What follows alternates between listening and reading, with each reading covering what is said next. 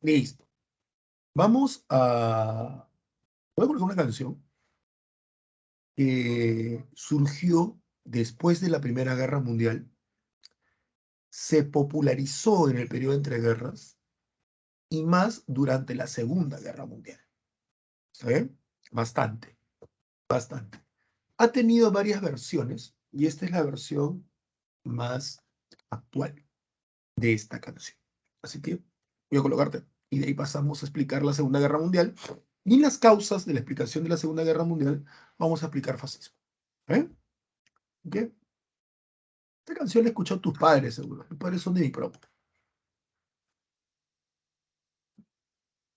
Ah, listo.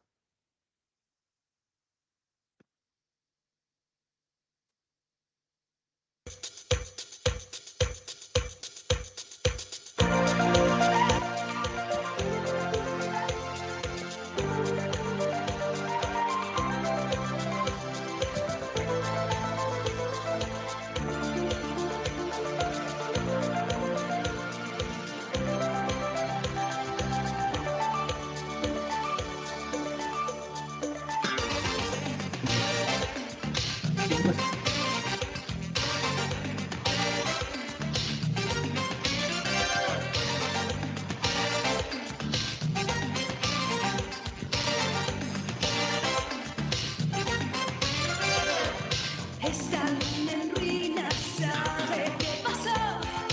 Mira mi uniforme, mi onda me lo cosió. Fui un mal soldado, me rendí, pero al final he vuelto a ti, por ti, Lili Marlene, por ti, Lili Marlene. Yo busqué la muerte, casi la encontré. Nunca me escribiste, nunca te escribí, pero maté pensando en ti. Jamás lloré, jamás reí por ti, Lili Marlene, por ti, Lili Marlene.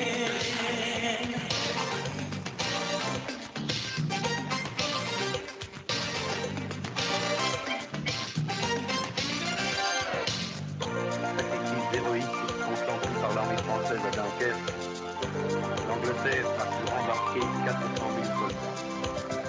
Elle continuera la guerre. En juillet 40, il propose une paix de compromis. Dieses sonderschöne Verpflichtung permanent Gewicht noch einmal eine Appell für die Vernunft und etwas zurück. Ich glaube, die Schule kann weil ja nicht als Sieg um etwas bitten, sondern als Siege nur für die Vernunft sprechen.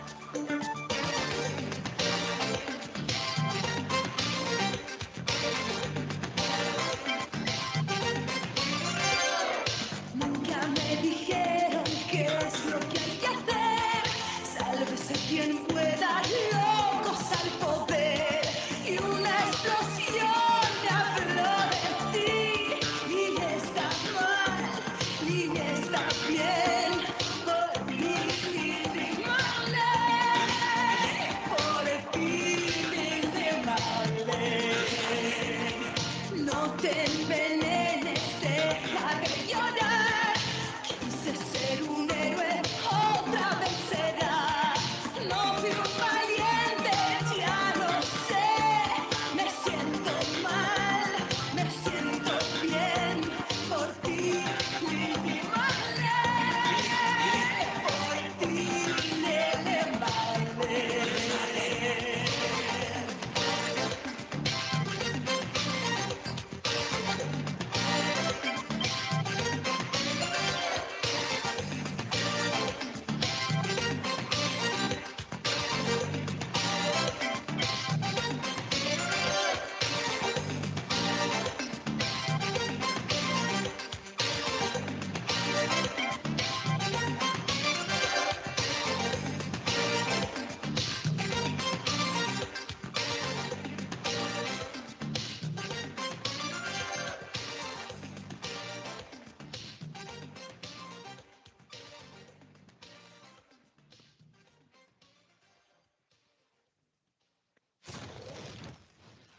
Listo.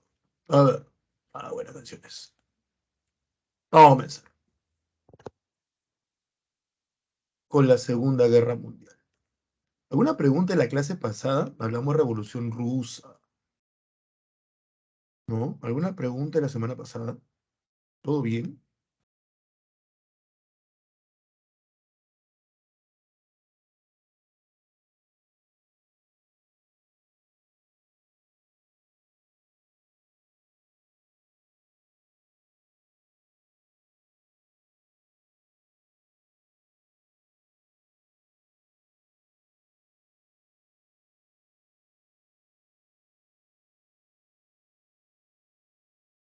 Sí, Jonathan, eso vamos a hacer ahorita. Ahí tenemos, Segunda Guerra Mundial. La Segunda Guerra Mundial, como ustedes saben, va del 39 al 45. Estalla el 1 de septiembre de 1939 con la invasión alemana a Polonia y culmina el 2 de septiembre de 1945 cuando Japón se rinde ante los Estados Unidos. Es un mapa del imperio de Europa antes de la Primera Guerra Mundial y vamos con las causas, ¿no? La primera causa, la causa principal, es nuevamente la ambición de las potencias europeas por dominar mercados y colonias. En el caso de Inglaterra y de Francia, su ambición por controlar cada vez más mercados y colonias, y en el caso de Alemania, por recuperar aquello que perdió durante la Primera Guerra Mundial. Luego tenemos el Tratado de Versalles, que como sabemos, un tratado perjudicial, un tratado nocivo, tratado por el cual los franceses se vengaron de los alemanes y que los alemanes no van a perdonar esa humillación, ese maltrato. Ahora, acá hay algo que quiero que quede claro, ¿está bien? Algo que quiero que quede claro. Presten atención, y ahora sí veo mejor. Hay muchas veces, hay muchas películas, ¿no? Hay muchas películas que te dicen que por qué no viajamos en el tiempo, esas películas me alucinantes. Viajamos en el tiempo y matamos a Hitler en su cuna o evitamos que los papás de Hitler se conozcan y lo engendren. Hay, la física te explica que eso no es posible, ¿no? La física sí explica que eso no es posible porque la física te dice que es imposible viajar al pasado.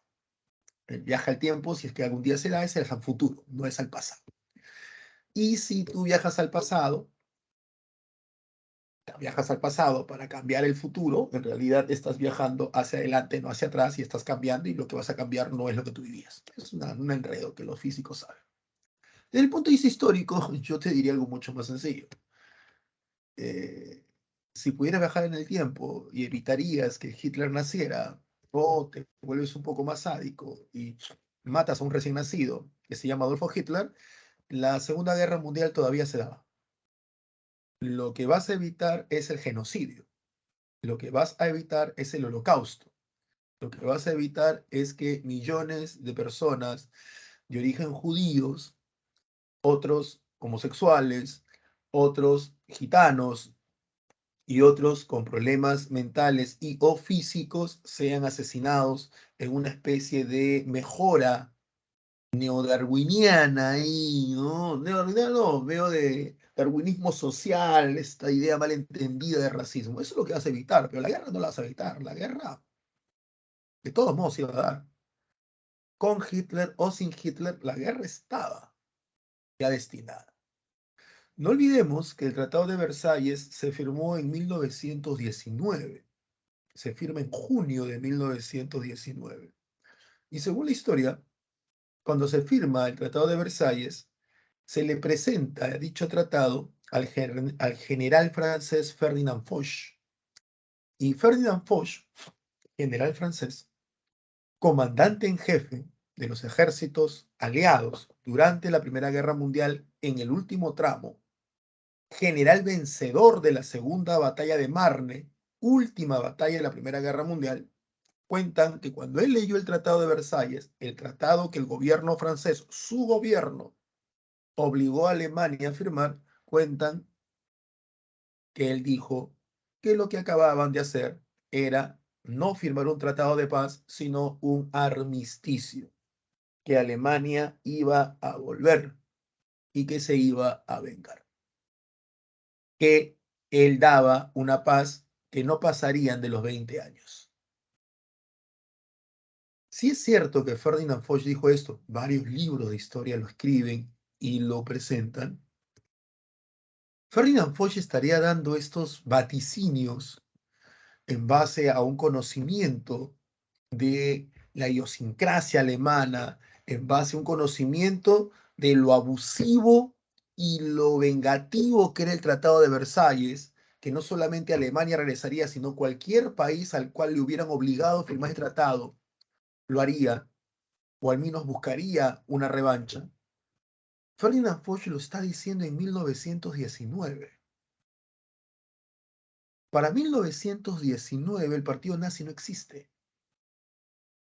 Para 1919 Hitler era un desempleado, sin ningún poder salvo por su propia persona.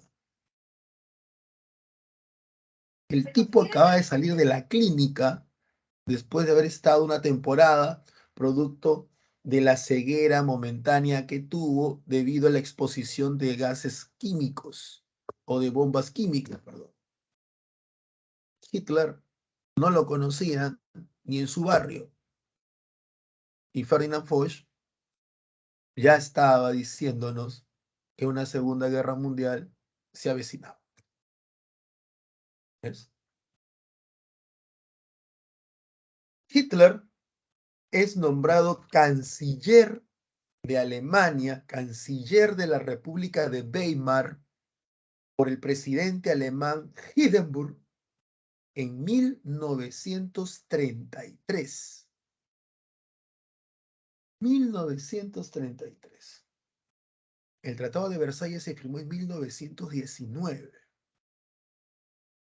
Eso quiere decir que por 14 años Alemania no estuvo dirigida por el partido nazi. 14 años. Hitler entra en el 33 y la guerra está ahí en el 39. Es posible que Adolfo Hitler y el partido nazi hayan podido crear, construir, preparar el mejor ejército de Europa en solo 6 años. El entrenamiento de cientos de miles de hombres en solo 6 años. Y otra cosa, siguiendo lo que Jonathan nos ha colocado, y muy bien, Hitler entra en el 33 producto de la crisis económica alemana. Cuando Hitler entra, Alemania estaba quebrada. Logras en 6 años no solo levantar una Alemania quebrada, sino que además atreverte a llevarla a una guerra, lo cual implica una inversión enorme.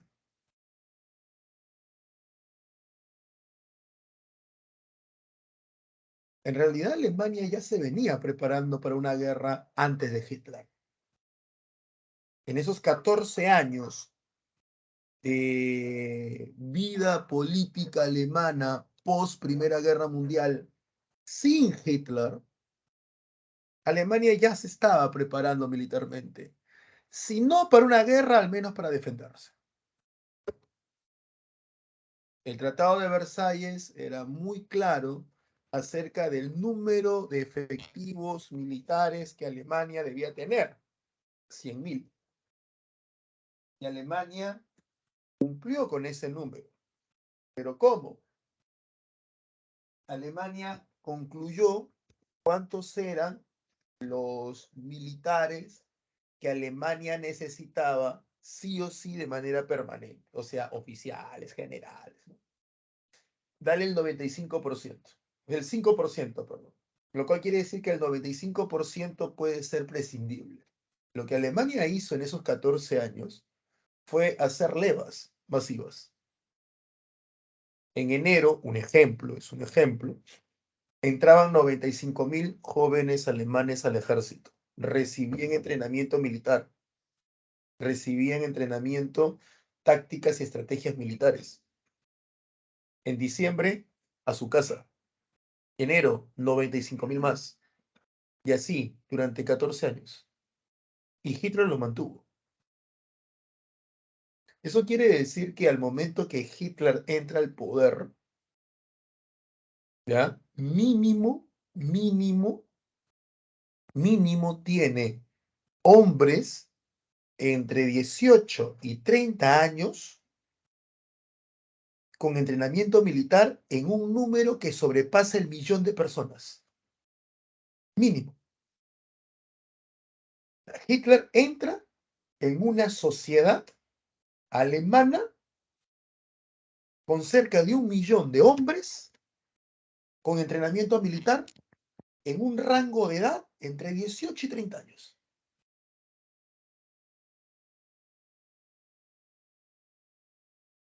Con una fuerza aérea que estaba prohibida tener, pero que el gobierno alemán, antes de Hitler, ya había estado entrenando pilotos, ya sea en la Lufthansa, que es la fuerza civil alemana, para que sepan pilotear aviones grandes, cada vez los aviones serán más modernos, y la Luftwaffe, que los había entrenado en Rusia, en la Unión Soviética, donde los ojos vigilantes de Inglaterra y Francia no podían ingresar, ya que era un país socialista.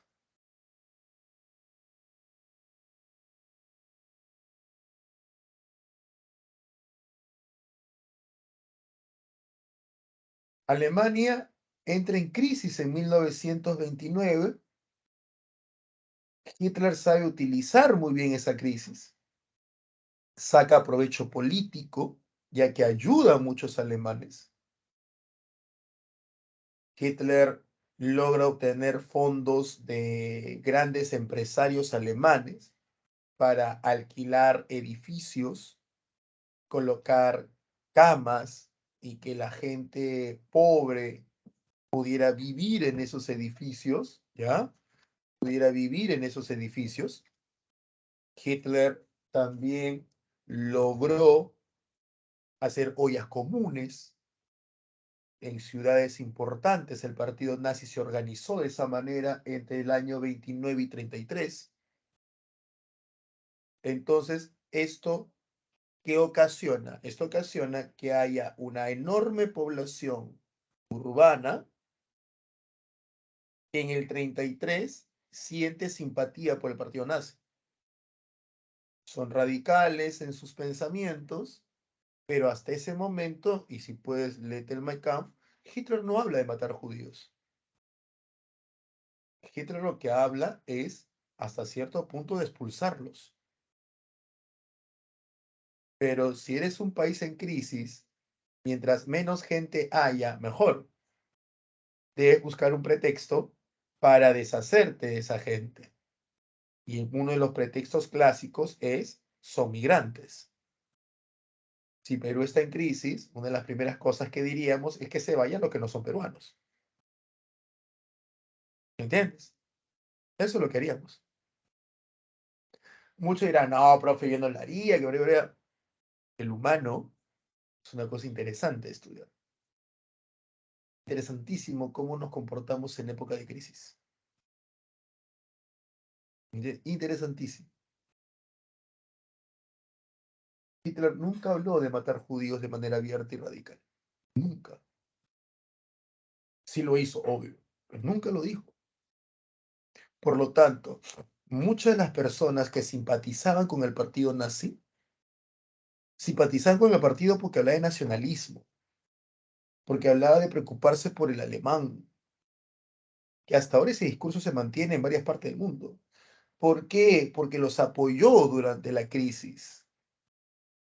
Pero te soy sincero, del 100% de personas que apoyó al partido nazi en las urnas, en la votación, más del 85 al 90%, ¿ya? No querían que murieran judíos. Es más, el otro 10% podía ser antisemita, pero tampoco quería que los mataran, que los expulsaran, no que los mataran. ¿Mm?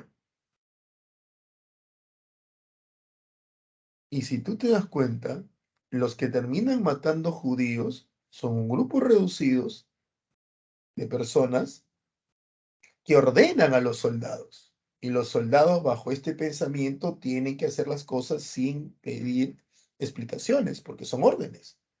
Pero a judíos no le están matando todos los alemanes. No es que los alemanes, te tiro piedra porque eres judío, ¿no? No es así. ¿Mm?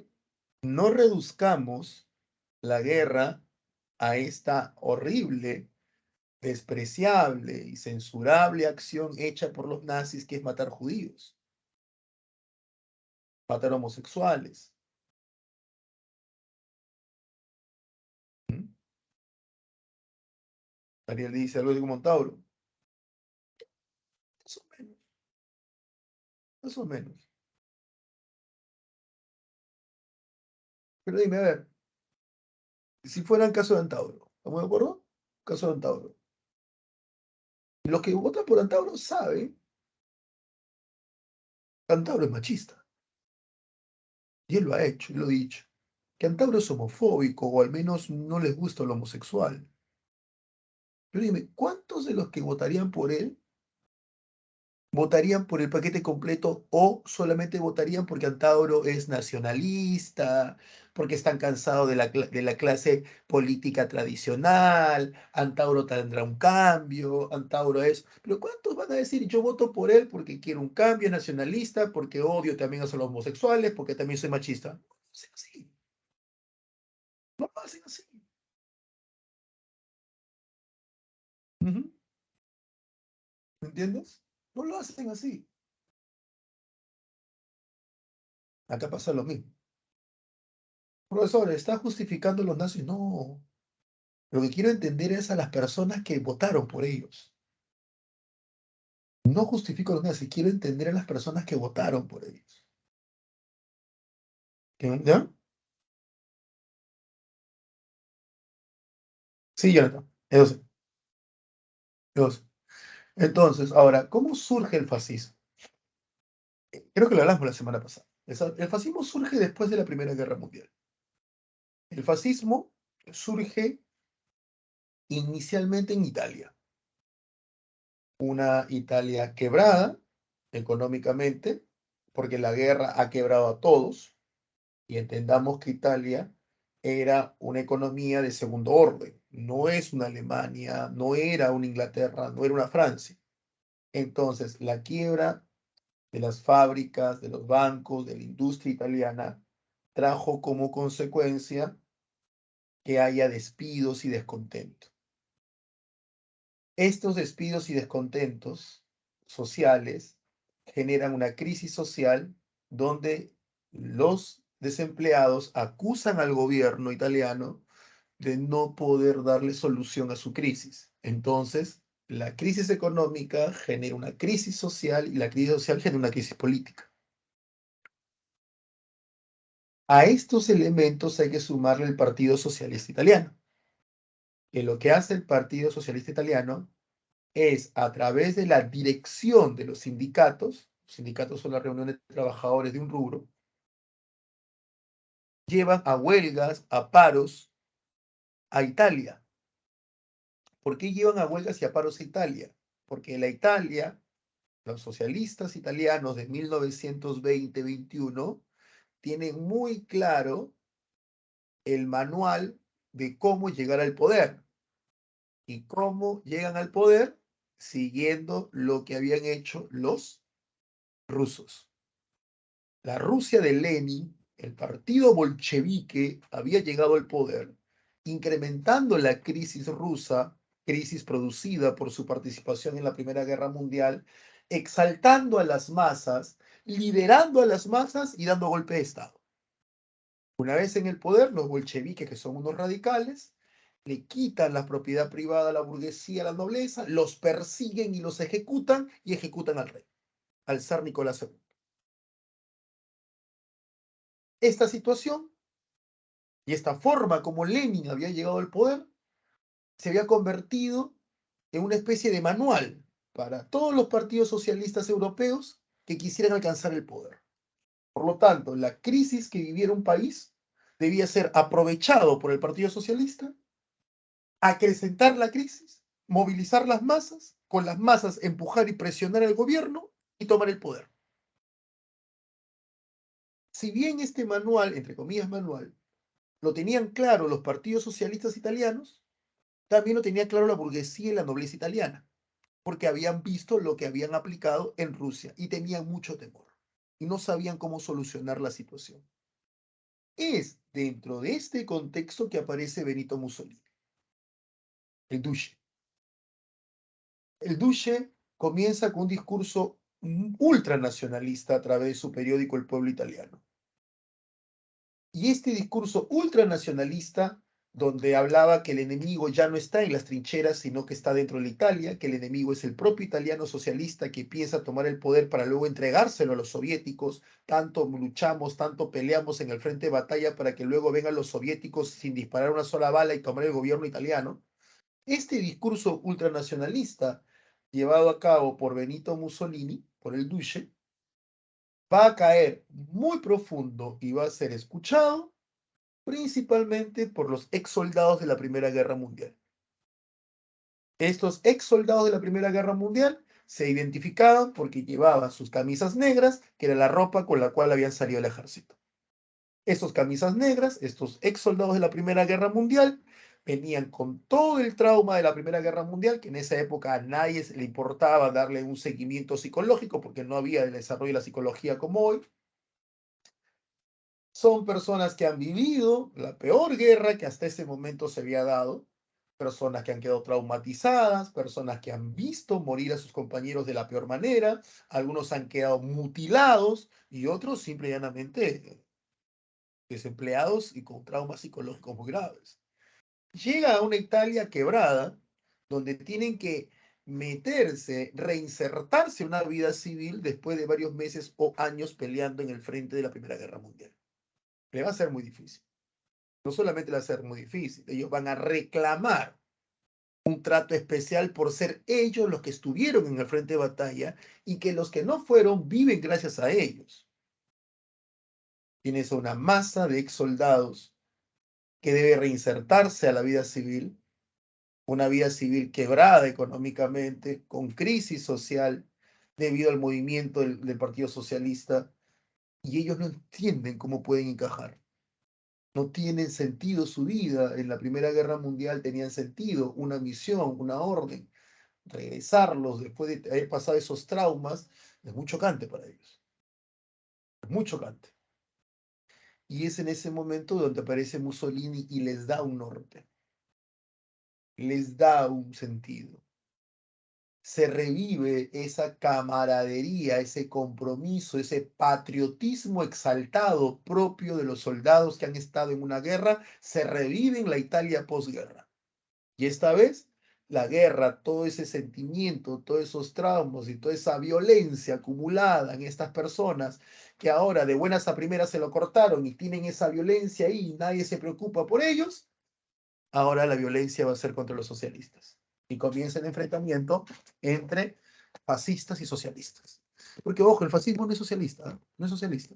Eso es falso. Tienen los métodos parecidos, pero no tienen el mismo fin.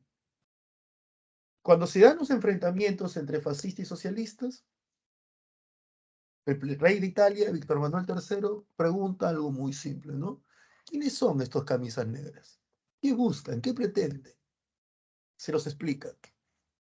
Y saben que son seres muy violentos. Pero igual de violentos son los socialistas. Así que el rey y la burguesía toman una decisión. ¿A quién apoyamos? ¿Al fascismo o al socialismo? Apoyar el socialismo es apoyar al que te va a quitar tus bancos y tu industria. y que probablemente te va a matar. Apoyar el fascismo es apoyar a seres muy violentos, pero que no se van a meter con tu propiedad privada, no se van a meter con tu industria y no se van a meter con tu trono. Así que la burguesía italiana y el gobierno italiano toman la decisión de apoyar a Benito Mussolini. La famosa marcha sobre Roma, que en la cual presionan a Víctor Manuel III, rey de Italia, no es tanto una presión, porque Víctor Manuel, si hubiera querido, hubiera acabado con la marcha. Tenía un cuartel cerca. Al final, Víctor Manuel se dejó presionar, ¿no? Pero tenía más simpatías por Mussolini. Si bien es cierto, en circunstancias normales no lo hubiera elegido, pero la Italia post Primera Guerra Mundial, con la enorme crisis económica, no eran circunstancias normales. No eran circunstancias normales. Italia estaba en crisis. Y para el rey había que tomar medidas radicales y desesperadas.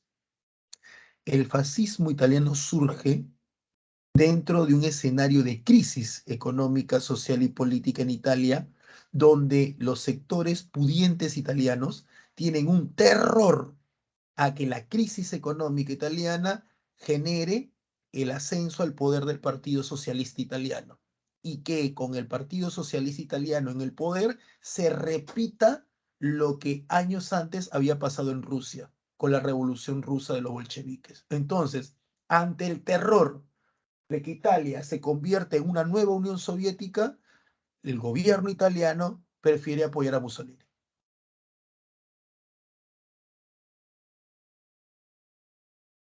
¿Se entendió? Y en el caso de Hitler pasa lo mismo, pero no con la crisis económica de la Primera Guerra Mundial, sino con la crisis del crack del 29. Por eso que Hitler entra en el 33, mientras que Mussolini entra en el 22. Como Mussolini entra primero, y es el primero de todos, por eso que la forma de hacer política de Mussolini, que luego se ve repetido en Alemania y en otros partidos políticos, se le conoce como fascismo. Es decir, como fascismo. ¿Está claro? Fascismo. Es así. ¿Mm? Y en toda Europa apareció un partido parecido al de Mussolini, con características semejantes, un partido fascista, en toda Europa, en toda Europa. La diferencia es que los dos más importantes fueron, o más destacados, por su influencia, fueron el de Italia, que es el partido fascista italiano, y el de Alemania, que es el partido nazi. Es así. En la actualidad, recuerda que si la historia no te ayuda a entender el presente, no sirve. En la actualidad estamos viendo un resurgir de los partidos de ultraderecha. Algunos consideran que no son fascistas, pero es un resurgir de los partidos de ultraderecha en Europa. Un ejemplo clásico es la primer ministra italiana, que es de ultraderecha. Habla mucho, ha tomado frases de Mussolini, ¿no? Dios, ¿cómo es? Dios, patria y familia. Está en contra de los migrantes. Ella dice que apoya a la familia natural. Así que ahí, ¿no? Exacto, Jonathan. El nazismo es considerado una forma de fascismo. Porque la palabra fascismo, Jonathan y chicos, la palabra fascismo ya no solo hace referencia a un partido político italiano, sino que hace referencia a una forma de hacer política. ¿Se entiende? Es como decir, eh, la persona tal es un guachiturro. No, disculpen ese término tan antiguo. Guachiturro era el nombre que se le daba a un cantante o un conjunto de cantantes de un grupo de música argentina. Ahora se le dice guachiturros no únicamente a los miembros de esa banda u orquesta, sino también a toda persona que tenga una forma específica de vestir y de conducta. Aun cuando mi chochera no cante, pero ni en la ducha. Y seamos sinceros, los guachiturros tampoco cantan. ¿Entienden? Y está resurgiendo en Europa. Bolsonaro, ¿no? Acá en Brasil. Vamos a ver un poquito qué nos dicen un especialista sobre si el fascismo es o no es, está resurgiendo. ¿Hasta aquí todo bien? Por favor. Preguntas, consultas, comentarios.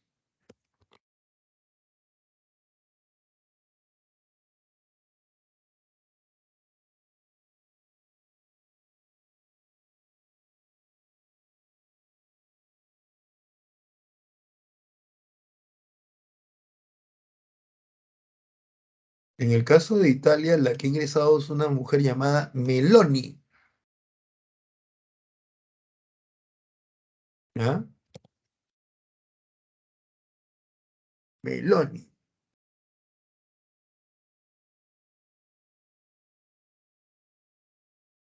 Y ha tomado, ha llegado al poder. Ahorita vamos a ver un poquito de eso, porque recuerda, de nada sirve saber tanto sobre historia si no lo podemos aplicar en el presente. ¿Ya?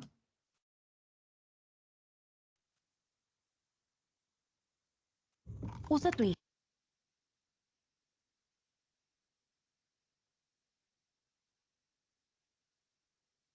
Orbán, Bolsonaro, Trump, el partido Alternativa para Alemania, Vox. En Europa y en América hay movimientos, partidos y candidatos definidos como de extrema derecha por sus discursos nacionalistas y anti-inmigración. ¡Vive la France! Hacer a España grande otra vez.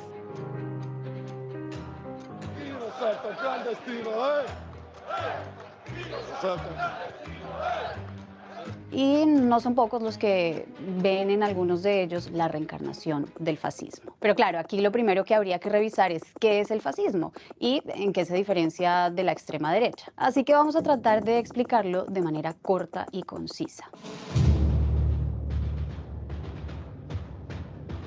El fascismo es una ideología y un movimiento político que surgió en el siglo pasado. Nació oficialmente el 23 de marzo de 1919 cuando Mussolini fundó en Milán el grupo Fasci di Combattimento, que reunía a excombatientes de la Primera Guerra Mundial. En ese entonces, Italia, como casi toda Europa, estaba golpeada y endeudada después de la Primera Guerra Mundial. Había hambre, pobreza, falta de empleo. Estaba eso al borde de una guerra civil con crisis política, económica y social. Así que todos esos elementos fueron los ingredientes perfectos para que el grupo fundado por Mussolini creciera rápidamente. Más que propuestas concretas, lo que unía a sus integrantes era una oposición violenta a las reivindicaciones de izquierda y una exaltación del sentimiento nacionalista. Así que a finales de 1921 nació el Partido Nacional Fascista. Un año después, las brigadas fascistas entraron marchando a Roma y Mussolini llegó al poder a pedido del rey Víctor Manuel III con el apoyo de grandes empresarios y del Vaticano, porque tras la Revolución Rusa de 1917 todos tenían pánico de que el comunismo también llegara a Italia. Más tarde, cuando el rey Víctor Manuel III convocó a elecciones en 1924, Mussolini las ganó por mayoría absoluta. Y un año después, en 1925, el duce asumió todos los poderes y a través de unas leyes llamadas fascistísimas transformó el Estado italiano en un régimen autoritario. Nació el Estado fascista.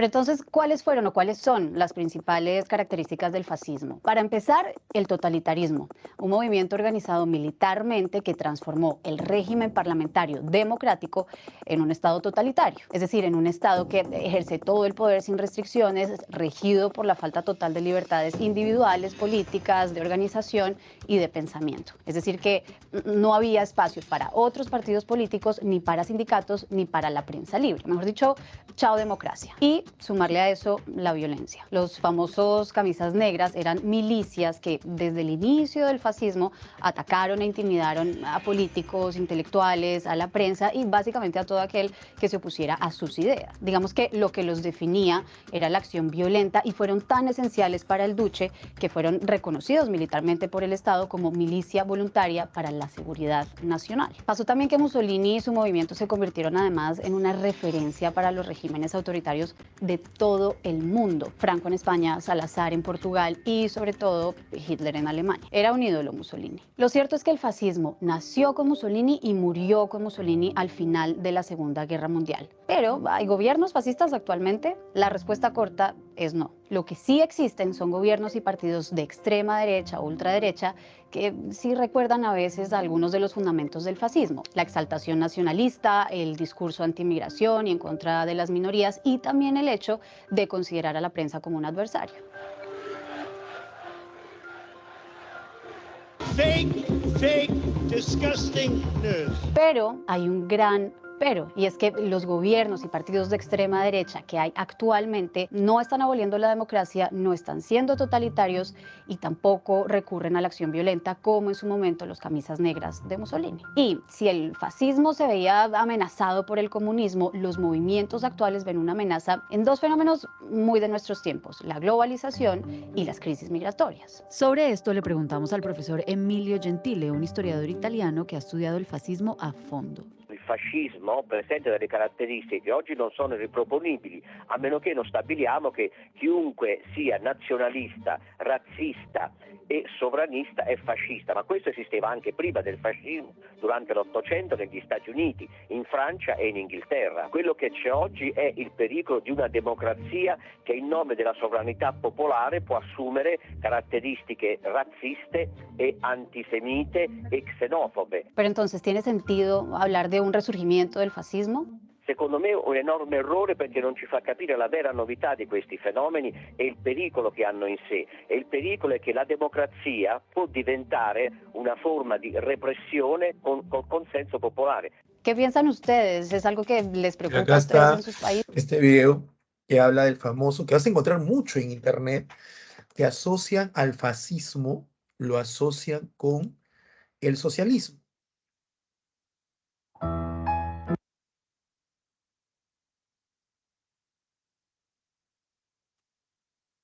Comenta mucho cuando se habla de este tema, y es el origen socialista de Mussolini y del fascismo.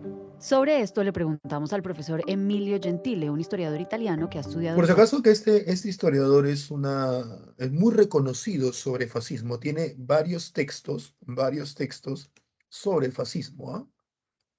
Tiene bastantes textos sobre fascismo, Emilio Gentile,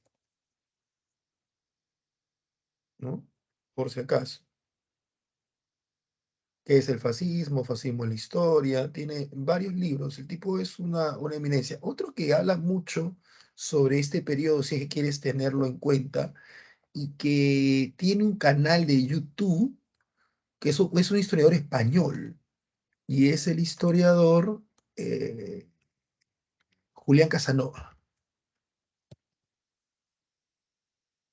¿Dónde estás? Julián Casanova. Ahí está. Él tiene muchos textos sobre, ¿ves? Sobre el fascismo, ¿no? Él tiene muchos textos sobre, y tiene su canal. No sube muchas cosas muy a menudo. Hace 5 meses subió, pero tiene mucho, y también tiene muchos textos. Hay un texto muy bonito que se llama Europa contra Europa, y tiene un artículo sobre el origen del fascismo y del nazismo. Muy bonito, ¿ya? Muy bonito. Pero sigamos. Fascismo a fondo. Questa leggenda di un fascismo che ha origini socialiste sia completamente sbagliata. Quando Mussolini dà origine al fascismo non è più socialista e considera il fascismo un movimento di lotta contro tutto ciò che è il socialismo e il comunismo. Quindi non ha alcun senso parlare di un'origine socialista del fascismo.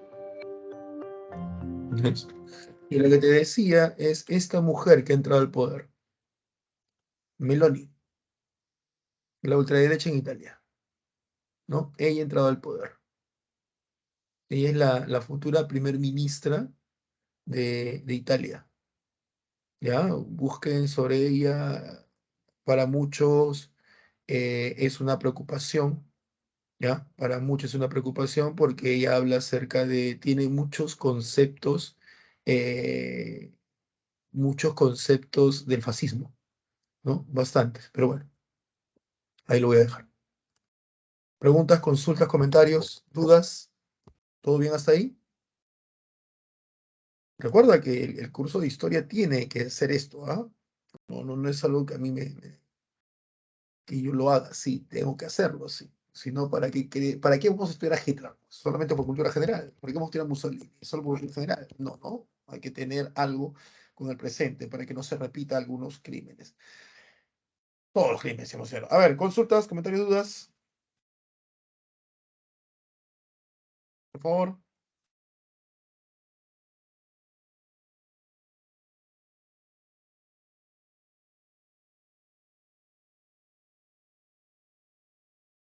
¿Todo bien?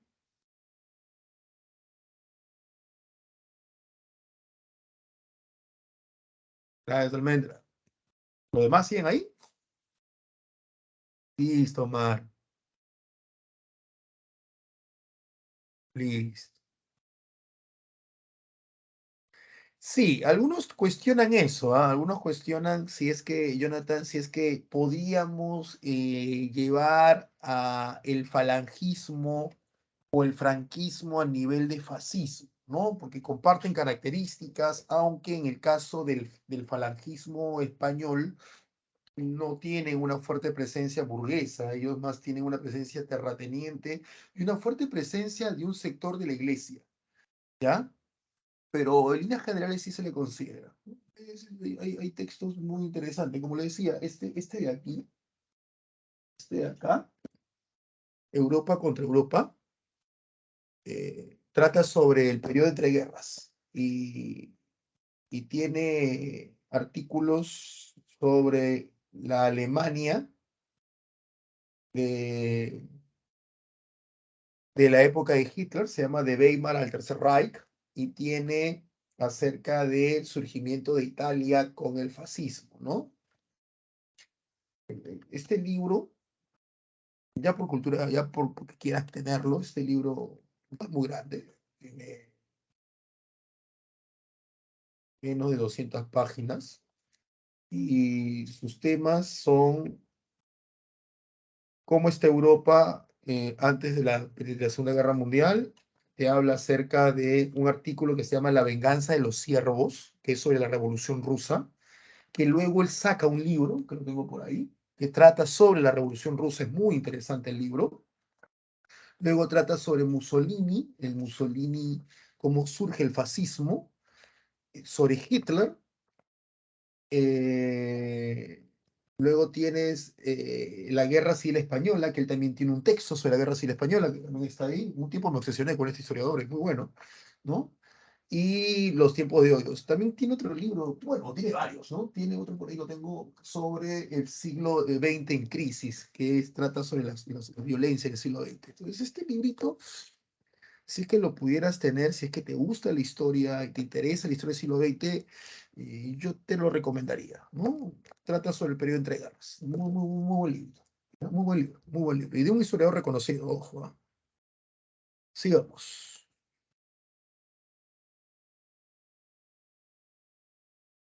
La teoría del espacio vital de Hitler, bueno, la teoría del espacio vital que nos presenta Adolfo Hitler no la crea él.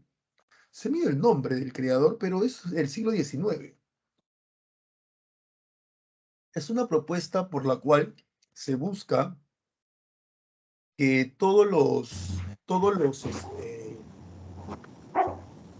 uy,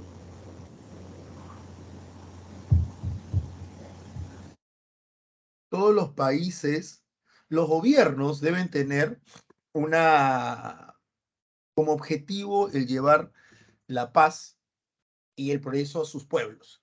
Y si no tienen los elementos necesarios para hacerlo, deben conquistar espacios para poder llevarlo a cabo.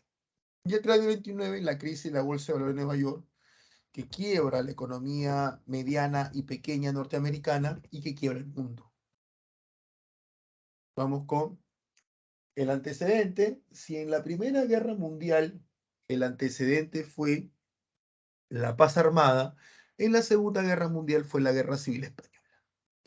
Si el pretexto de la primera fue el asesinato del archiduque Francisco Fernando, aquí el pretexto de la segunda fue el ingreso de tropas polacas a territorio alemán. En realidad no fue así, pero ellos dicen que fue así. Hechos. Se forma el eje Roma-Berlín. Esto es antes de la Segunda Guerra Mundial. Antes. Se forma el hecho Roma-Berlín. Alemania y Japón se unen en lo que se conoce como el Pacto Anticomunista, es un pacto para detener a la Unión Soviética.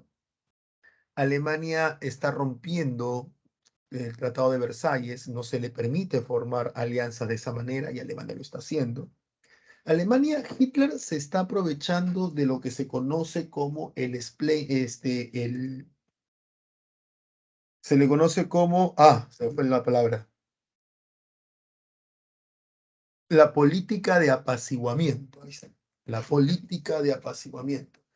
¿En qué consiste la política de apaciguamiento? Es tener contento a Hitler, apaciguado, para que no haya una Segunda Guerra Mundial. ¿Quiénes quieren tener contento y tranquilo a Hitler? Bueno, los que quieren tener contento y tranquilo a Hitler son los países como Inglaterra y Francia. ¿Por qué lo quieren tener contento y tranquilo a Hitler? Lo quieren tener así, lo quieren tener contento y tranquilo porque son conscientes de que no quieren una Segunda Guerra Mundial y que Hitler podría acabar con el socialismo soviético. Que para Estados Unidos, Inglaterra y Francia, la verdadera amenaza no era Hitler, era Stalin. Por eso que Inglaterra y Francia tenían tranquilo, le daban por su lado a Hitler, ¿no?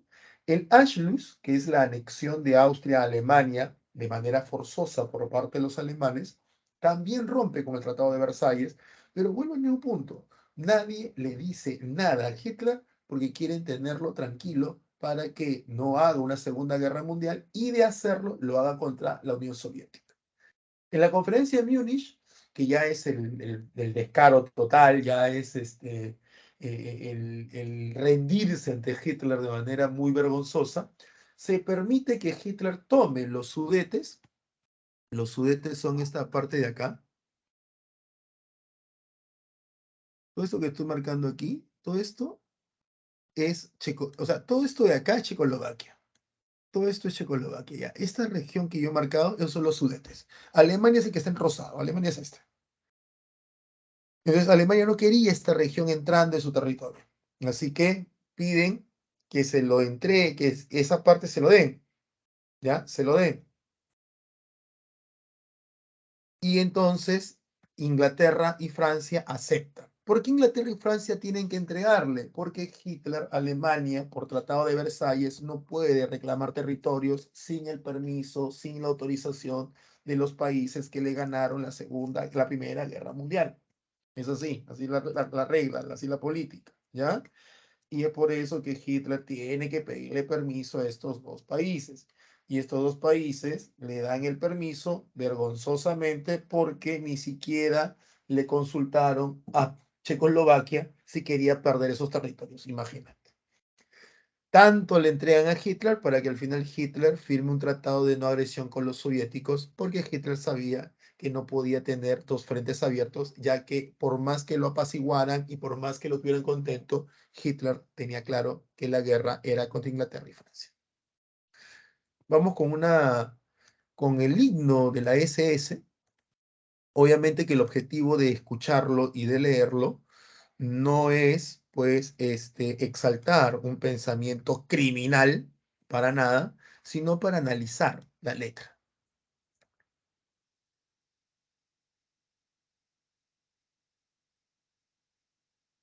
Sí, Jonathan, al final fue lo que siempre sucede cuando el mercado se deja libre al dominio de los intereses muy exagerado de los empresarios, ¿no?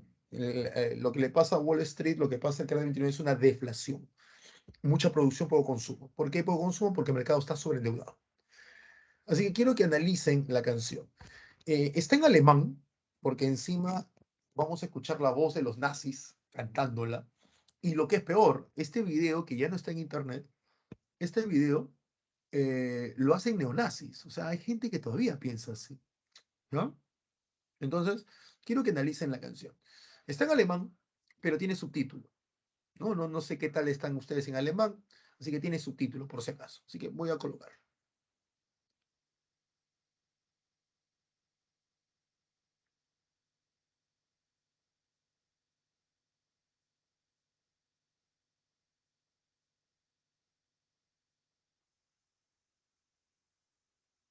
Ah, bueno,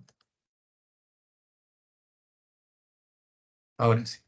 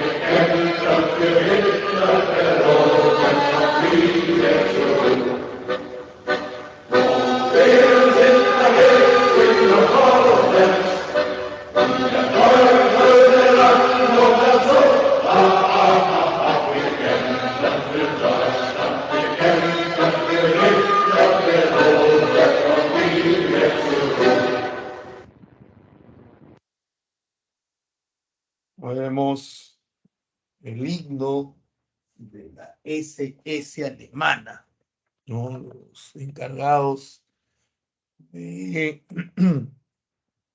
mantener la pureza, dicen ellos, de la raza aria. Una cosa más estúpida, pero bueno. Bueno, el racismo sí es bien ilógico, ¿ya? Es bien ilógico. Pero ellos tenían ese pensamiento. Y algunos todavía piensan eso, ¿no? Todavía piensan eso.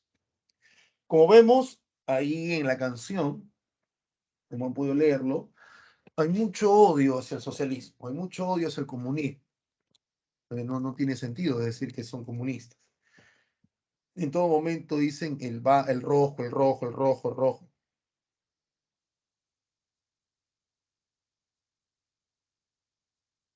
¿Ya?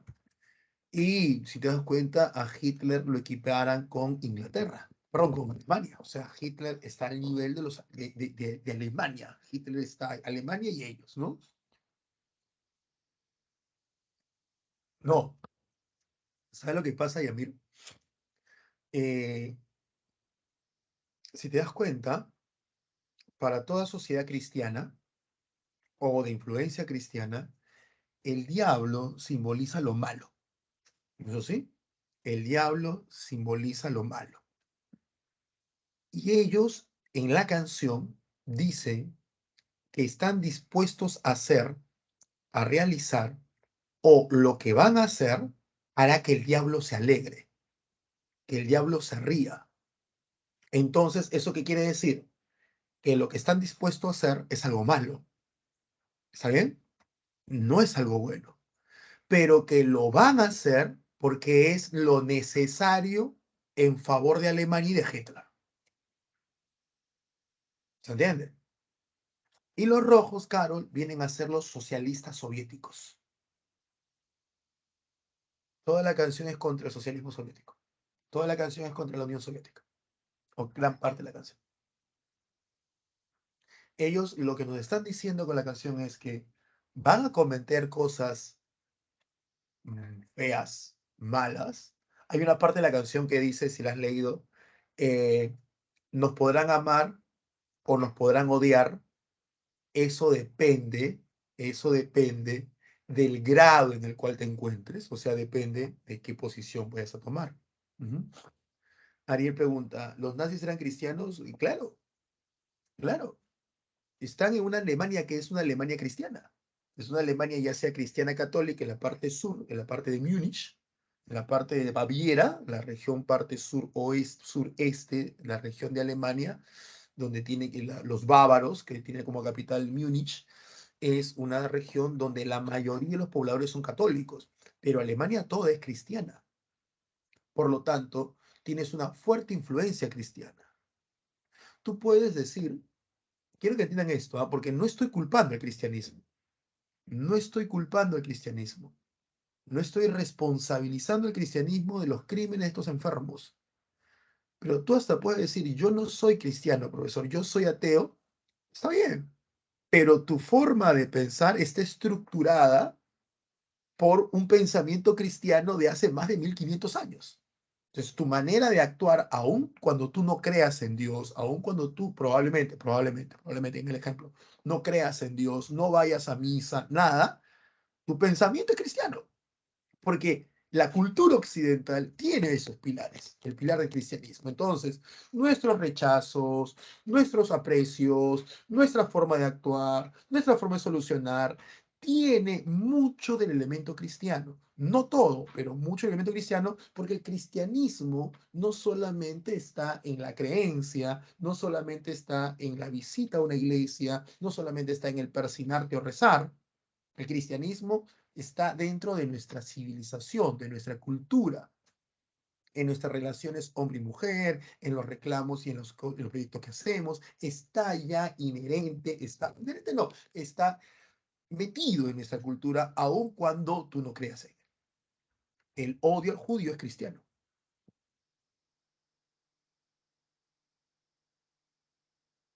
Lo que pasa, Jonathan, buena pregunta, lo que pasa es que recuerda quién es primero. Primero es Mussolini, después es Hitler. Entonces, Mussolini es un ultranacionalista. Mussolini toma elementos de la antigua Roma. ¿Me explico? Me explico.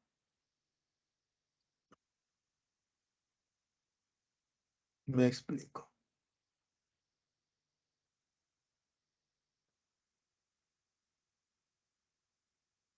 Esto que tú ves aquí es un dibujo de un cónsul romano. Él es un cónsul romano. Y lo que lleva acá en el hombre es unas fases. Fases. Las fases representaban, que es un hacha dentro de varas, las fases representaban el poder que tenía el cónsul romano de dar justicia. El poder que tenía el cónsul romano de dar justicia. Entonces, Mussolini es un ultranacionalista. Un ultranacionalista. ¿Qué significa eso? Que va a tomar elementos de los orígenes de la nación italiana para exaltarlos. Entonces, para los italianos, el origen de la nación italiana, ese tema lo hicimos, nacionalismo, es el Imperio Romano. Entonces, ellos lo que hacen es tomar ese elemento y lo convierten en parte de su partido, ¿no? Toman ese símbolo. Ahora, viene lo que tú dices, ¿no?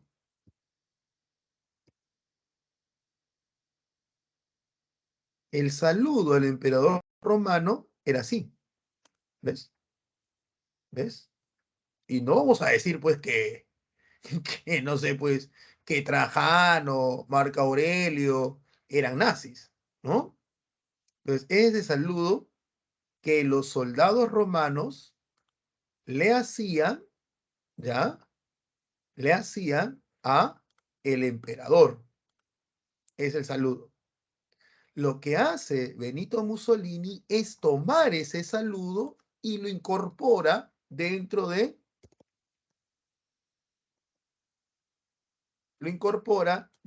su idea de partido, es como que tú, siendo peruano, incorpores el saludo quechua, ¿no? El Amasúa Maqueya Mayuya. Y Hitler lo copia. ¿Más copia un Hitler? Hitler lo copia. ¿Ves?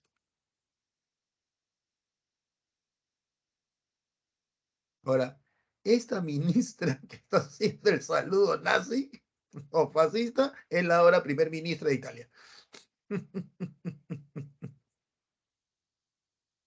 Ya está, ¿no? Y se convierte en un saludo, pues, ¿no?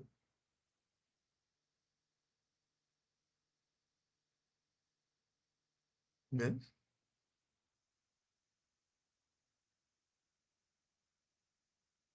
Además, hasta en las Olimpiadas, ¿ah?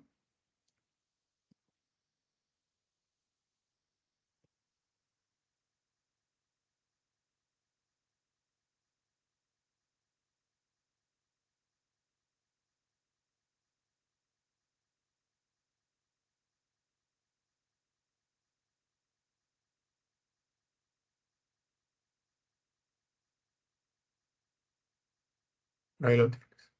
Eso es lo que sucede. Superman se cree. Algo así, ¿no? En el caso del asesinato a los judíos, Tania, el origen del odio al judío es cristiano. Sí, creo que les comentaba a ustedes que no existe en Europa ni un solo país cristiano que en la Edad Moderna y Media no haya matado a judíos. Es así, no existe. Ujú. Pero es que, Jonathan, ten en cuenta que Jesús era judío. Jesús era judío. Los 12 apóstoles eran judíos.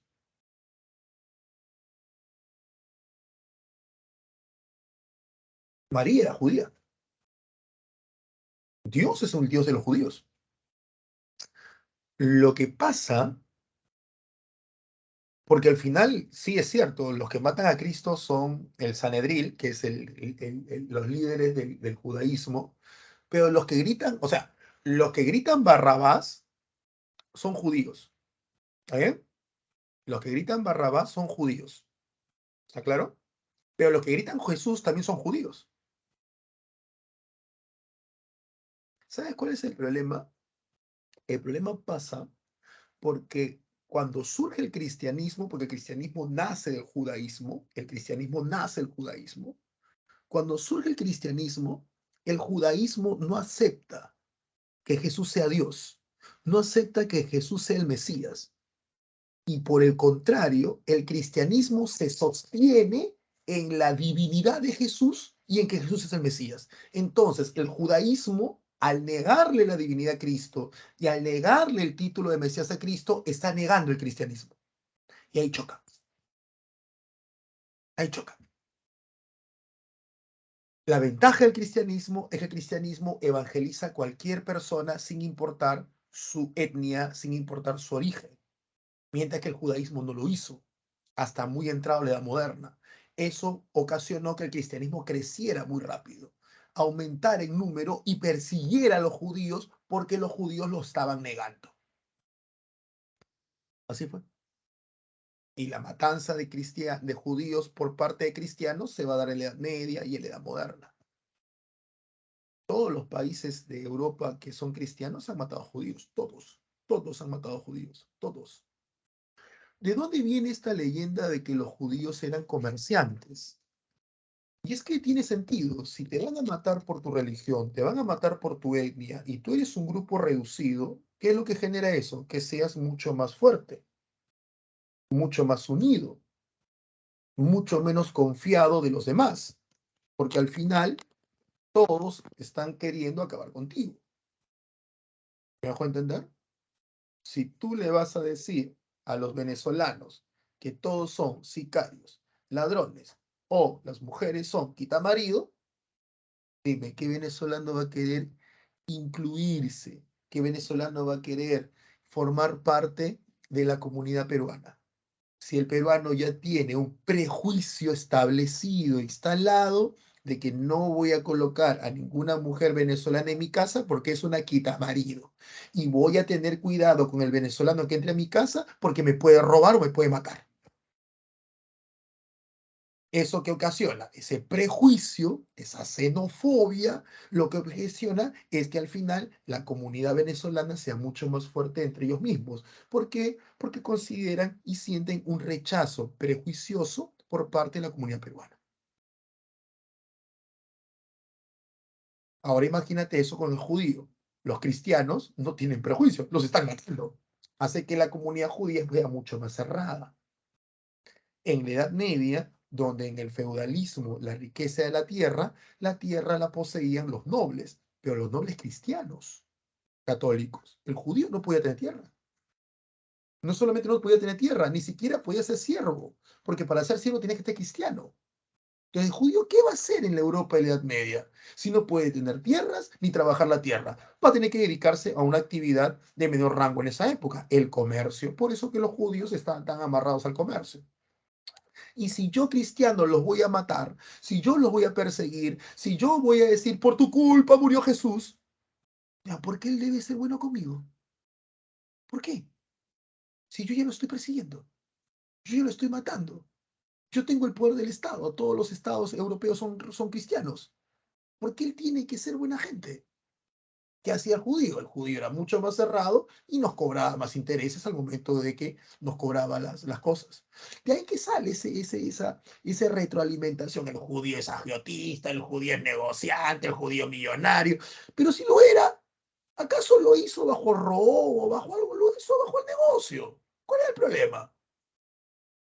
Toda esa leyenda, todos esos prejuicios se mantienen en el siglo XIX, donde esta válvula de escape criminal, que era matarlos, ya no existía, porque para el siglo XIX ya hay derechos humanos. Entonces te quedaban los mitos, te quedaban las leyendas. Los judíos son malos, son negociantes, dueños de banco, dueños de fábrica. Chicos, quítale la palabra judío y ponle burgués. No es lo mismo. No es lo mismo. Siempre hay que buscar un pararrayo. Siempre hay que buscar a alguien, ¿no? Siempre hay que buscar un pararrayo, a alguien a quien culpar en lo antiguo, ¿no?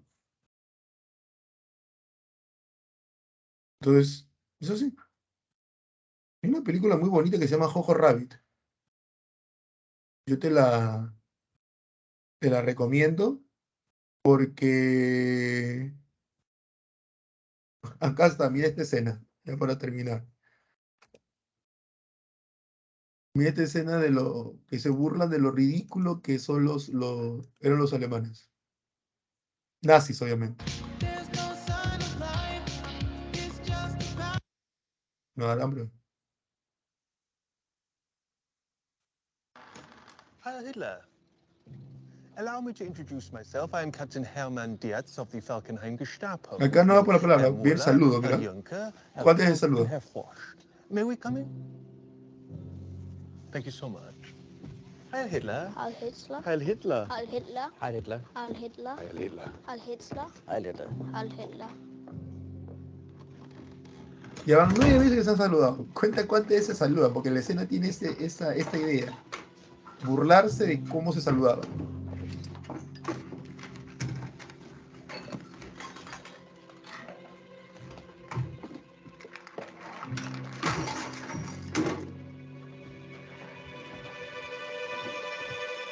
Hey, Georgia!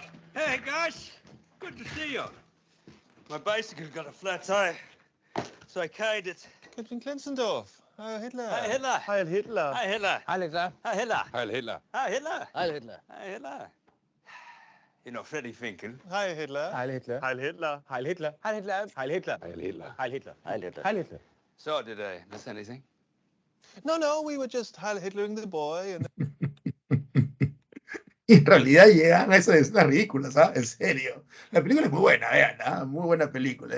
Por ratos, tiene cortes ahí medio melodramáticos y es triste, ¿no? Aunque y eso que falta el final, un poquito. then Heil Hitler. And of course, Heil Hitlering.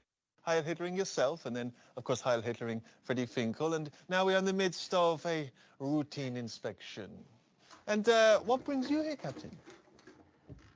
Oh, we were just passing by and we thought we'd drop off some pamphlets for the boy. He works for us.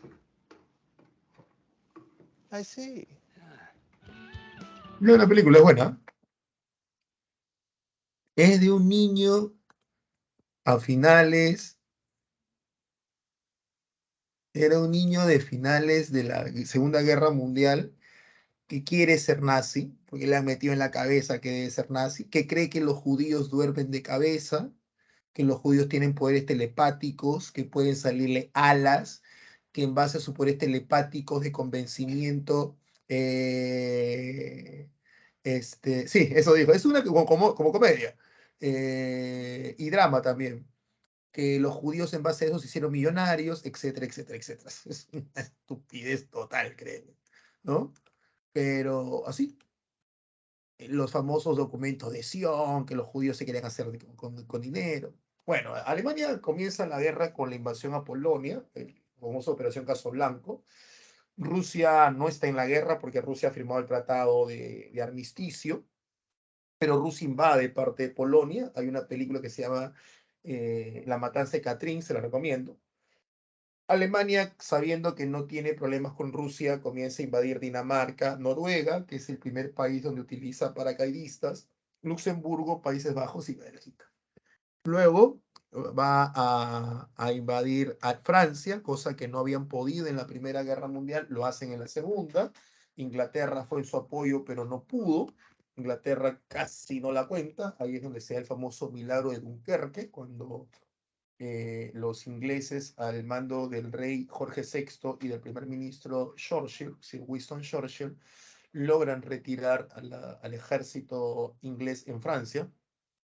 Francia es tomada, partida en dos, el norte bajo el dominio exclusivamente alemán y el sur bajo el dominio de un gobierno pro-nazi. Se dio la Operación León Marino, que es cuando, ante la negativa de Inglaterra de mantenerse neutral en la guerra, lo que hace Hitler es atacar Inglaterra con su fuerza aérea, con su RAF, con su con su Luftwaffe, e Inglaterra se defiende con la RAF. Al final, Inglaterra gana, es el primer traspié de los alemanes. Hay una bonita canción del grupo de rock pesado Iron Maiden, Los Haces del Cielo, sobre la batalla aérea de Inglaterra. Italia se acuerda que también forma parte de la guerra. Entonces entran por las puras, ¿no?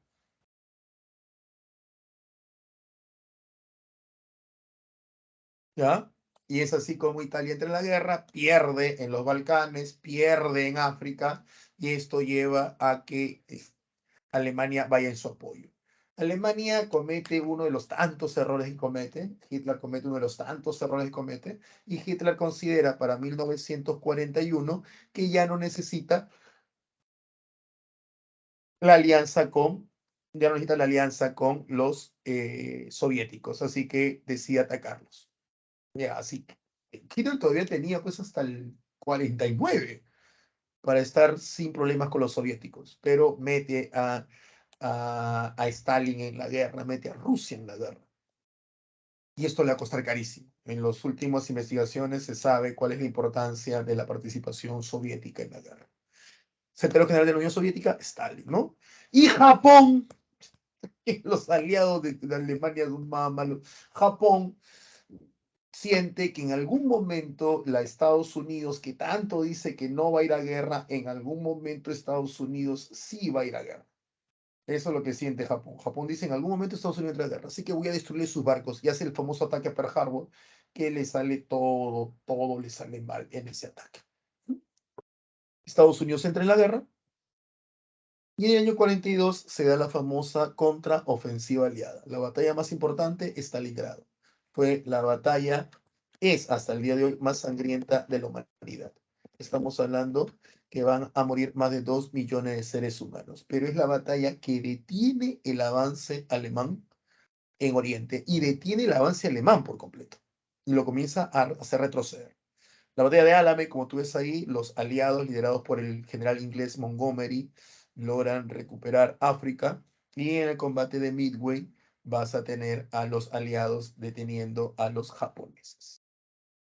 A partir del año 42, todo le sale mal a Hitler y comienza a retroceder. 1944 se da la operación Overlord, el desembarco en Normandía. Tú lo puedes ver, esa escena mítica, considerada la mejor escena de guerra jamás filmada, la escena inicial de la película Rescatando al Soldado Ryan, ¿no? Con Tom Hanks. Ahí trabaja Vin Diesel, ¿ah? Ahí trabaja Vin Diesel en esa película.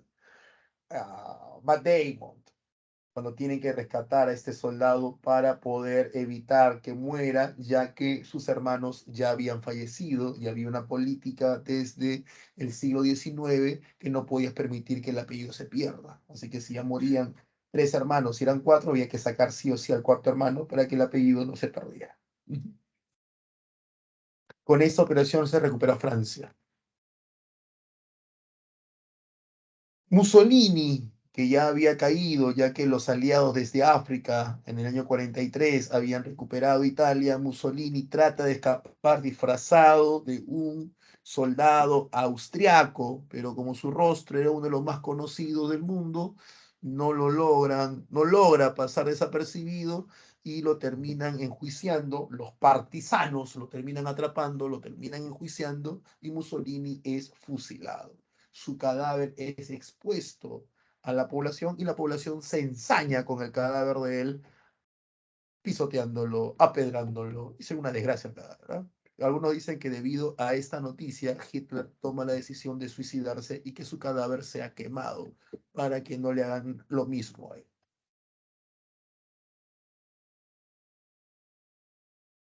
En 1900, final del 44 intentan matar a Hitler, no lo logran. La operación fallida del Plan Valkyria. Yo le sugiero, hay una película alemana sobre el Plan Valkyria y una película gringa sobre el Plan Valkyria con Tom Cruise. Y hay una serie que ya no dan, que daban en Discovery Channel, una muy buena serie, que se llamaba Los Cazadores de Mitos, los Mythbusters. De mitos. Y ellos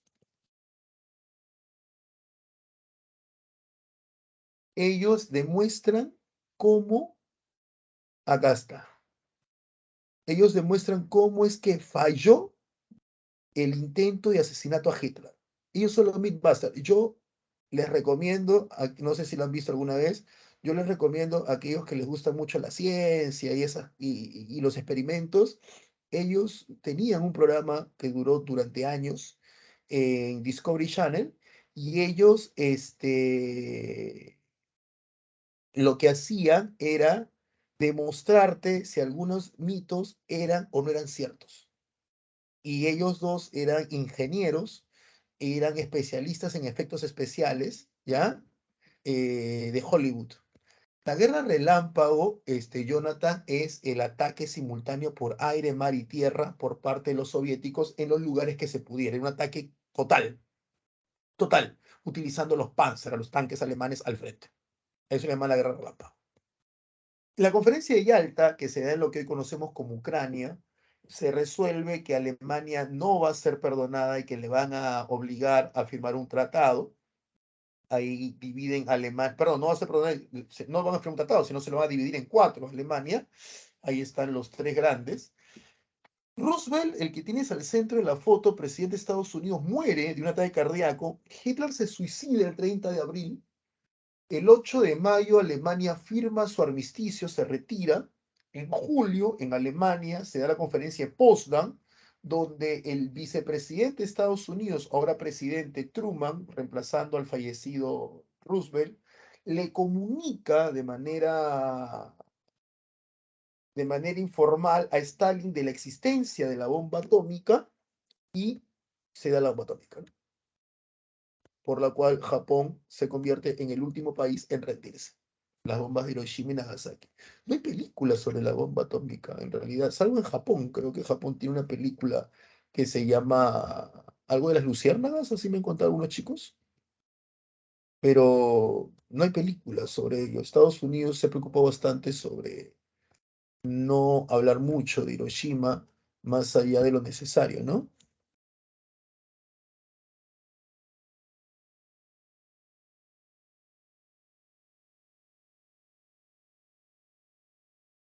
La destrucción fue horrible, ¿ah? Realmente horrible.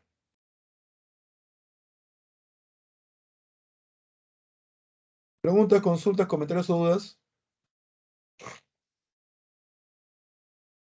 ¿Todo bien? Los planes quinquenales eran metas de cada 5 años en el aspecto de la producción de trigo, que se va a dar antes de la Segunda Guerra Mundial, establecido por Stalin, Jonathan. Esos son los planes quinquenales. Esto, chicos, próxima semana hacemos Guerra Fría, ¿ya?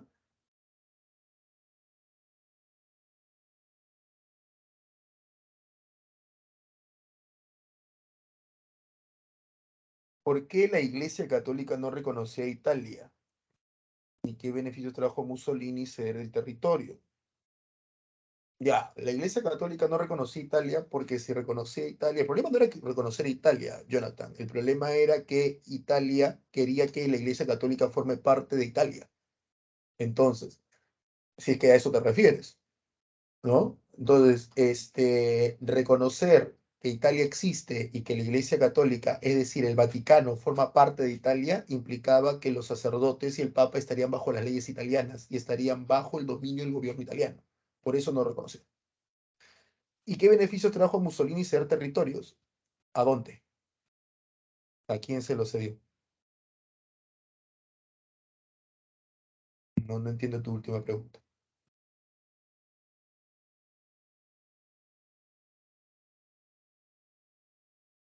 Preguntas, consultas, comentarios, dudas.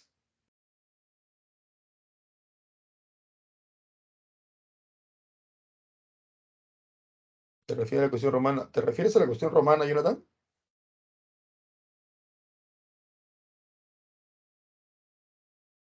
¿A eso te refieres?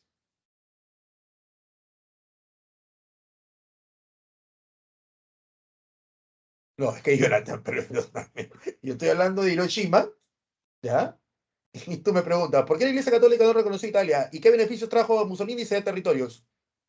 ¿Ya? O sea, tú asumes que yo debo saber qué es lo que tú pretendes preguntarme.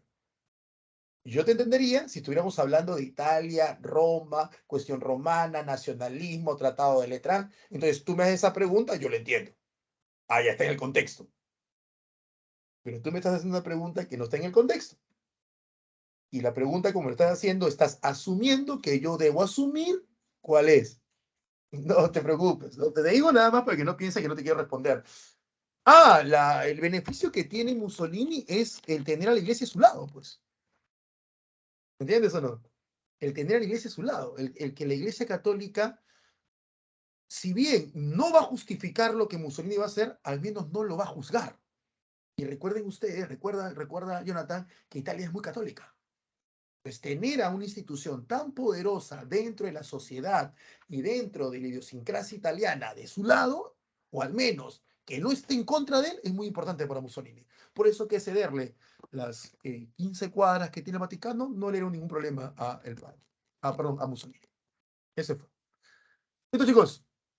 No te preocupes, Jonathan. Al contrario, pregunte. De nada, Jonathan. A ustedes por preguntar. ¿Ya? Pero no me descuadre porque ese me saló. Porque Japón tiene al ser una isla, Ariel, Japón tiene una visión expansiva que necesariamente es agresiva y violenta con los países vecinos. Necesariamente. Es agresiva y violenta. Japón ya era moderna antes de la Segunda Guerra Mundial. Sí, sí, sí. Pero en base a una expansión, una agresión. Japón había conquistado Corea en 1910. Ojo. Japón había conquistado Corea en 1910. Japón lo pierde después de la Segunda Guerra Mundial. Y Japón había invadido a China en 1938, antes de la Segunda Guerra Mundial. Por eso es que le tienen ese rencor. Bueno, chicos, nos vemos la próxima semana.